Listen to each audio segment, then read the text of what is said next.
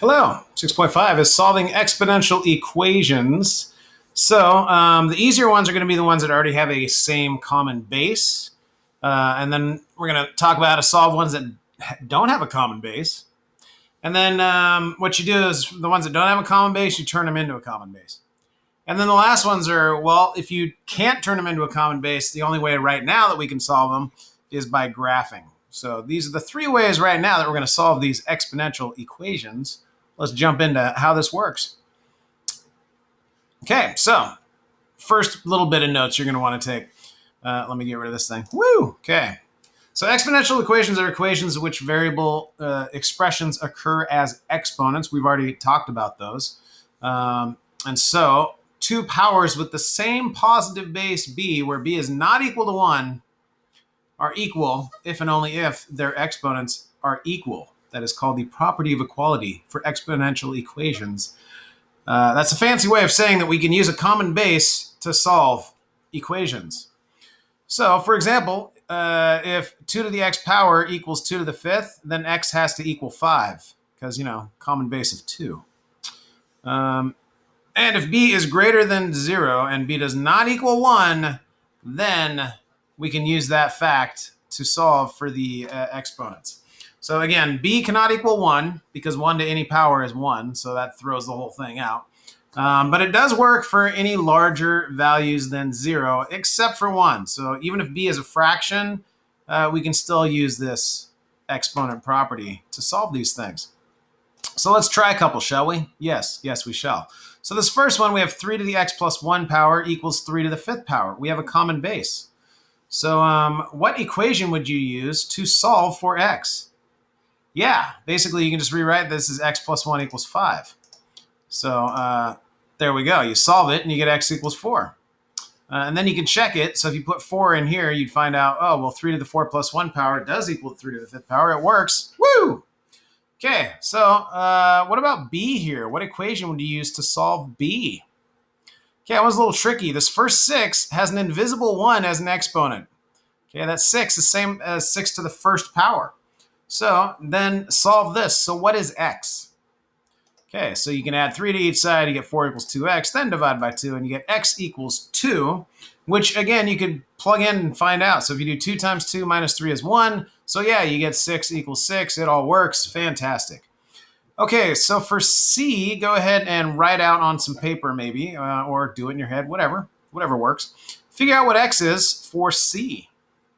Okay, so you're going to start out by, and they're showing you that you can check by plugging in. So for c, you're going to start out by writing 3x equals 2x plus 3 because we already have common base of 10, and then subtract 2x on each side, and you get x equals 3. I'll get rid of that. And again, you can plug them in to show that it works. So 3 times 3 is 9. 2 times 3 plus 3 is also 9. 10 to the 9th equals 10 to the 9th. So it works out just great. So what do you do when the base is not a common base? So like, what if these both weren't 10? You can't do this. So what we do for the ones that don't have a common base is turn them into a common base. So here we have 5 to the x power equals 125. So how can you rewrite 125 as 5 to some power? Yeah, so 125 is the same as 5 to the 3rd power.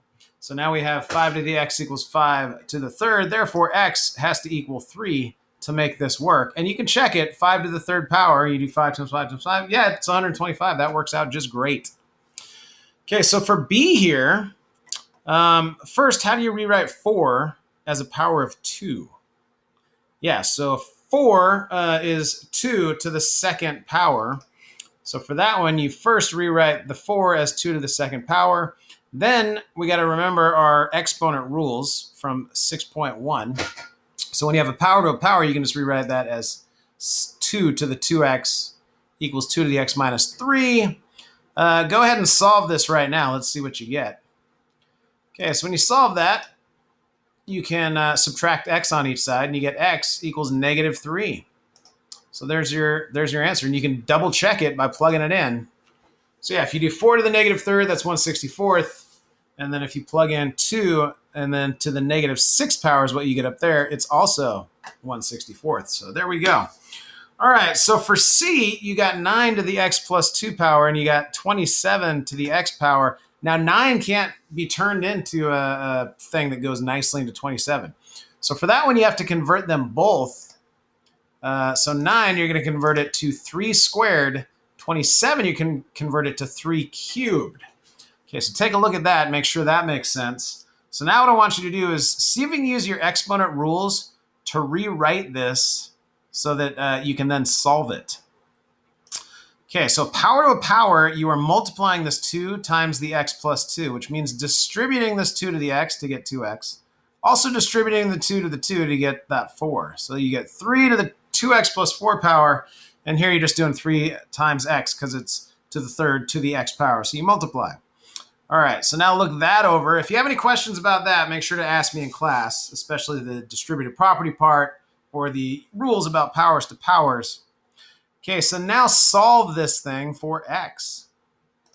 All right, so when you solve it, you can just forget the base for now. You got a common base. And then you subtract 2x on each side, and you get x equals 4, which again, you could plug back in and check. You get 9 to the 6th power equals 27 to the 4th. They're both very large numbers. I don't think they did a check on here. Oh, ooh, they did. Look at that. Yeah, it's 531,441 each. There you go. All right, so now let's see what they got here for another example. Oh yeah, we got other rules for exponents besides, power to power and all that. We also have fractions. What do we do with fractions? Well, remember that negative exponents can give us fractions. So how would you rewrite this 1/2 to the x and this 4? Like what base would we use for those to make a common base? Yeah, we're going to use a common base of 2. Okay, so 2 to the negative first is 1/2, and 2 squared is 4. So we can get a common base of 2. So then when you have a power to a power, you would multiply. So you get 2 to the negative x equals 2 to the second. So negative x equals 2. Therefore, x equals negative 2. If you multiply each of those by -1 or divide each of those by -1, get x is negative 2. Okay, so now what I want you to do, I'm not going to step through this one at all. I'm going to have you work this out on some paper, use all the rules from 6.1 for the exponents, and see if you can solve b here, and then we'll walk through it. All right, so let's see how you did. So you can use 4. You don't have to use a base of 2, but a base of 2 would also work. So you can convert this 4 to a 2 and convert the 1/64th to a 2, or just use 4, because 4 to the 3rd power is 64. So they just used 4. And then we got 4 to the x plus 1, that's there, equals 4 to the negative 3rd is 1/64th. So x plus 1 equals -3, subtract 1 on each side, and you get x equals -4, which then you could verify to make sure it works. All right, if that was easy for you, I think today's assignment's going to be fairly easy. If not, I'm thinking a lot of the issue might just be the exponent rules, not so much the solving the equation part. So you might just want to revisit 6.1 a little bit. We only spent 2 days on that, so the rules are important. And then we got ones that, what do we do when we can't rewrite them as a common base? So that's the last thing you're going to want to jot down in your notes in terms of words and all that is when it's impossible to rewrite the equations with the common base, we're going to solve them right now by graphing. So later we're going to use logs to solve them, but right now you can solve them by graphing. So what you do is you graph each of the equations, find out the point where they intersect, and that'll be your x value. So let me move myself. Woo, okay.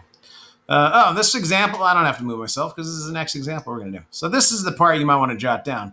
And then we're going to go through this example. So here, if we're going to solve this 1/2 to the x minus 1 equals 7, we can't turn 2 to the negative first, or 1/2, into a common base with 7.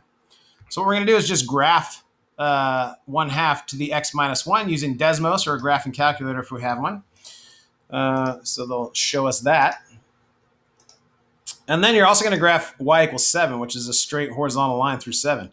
And then you zoom in and find the intersection of that point, and that would be our x value.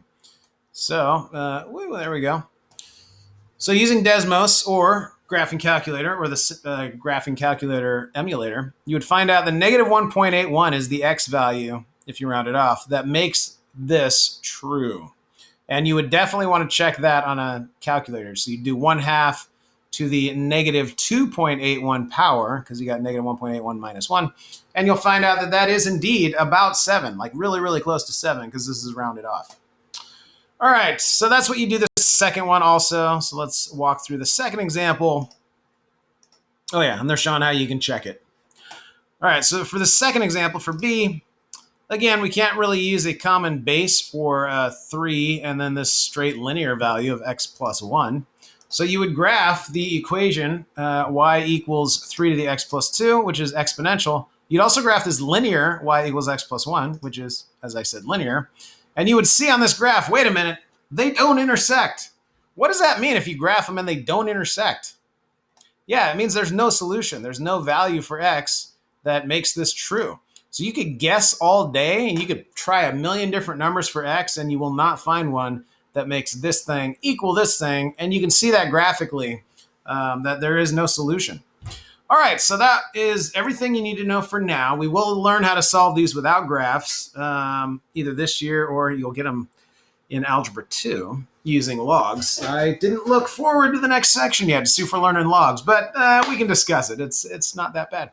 All right, so if you have any questions while you're working through these, especially on the exponent rules, if you need to revisit those, just let me know, and I will see you in class.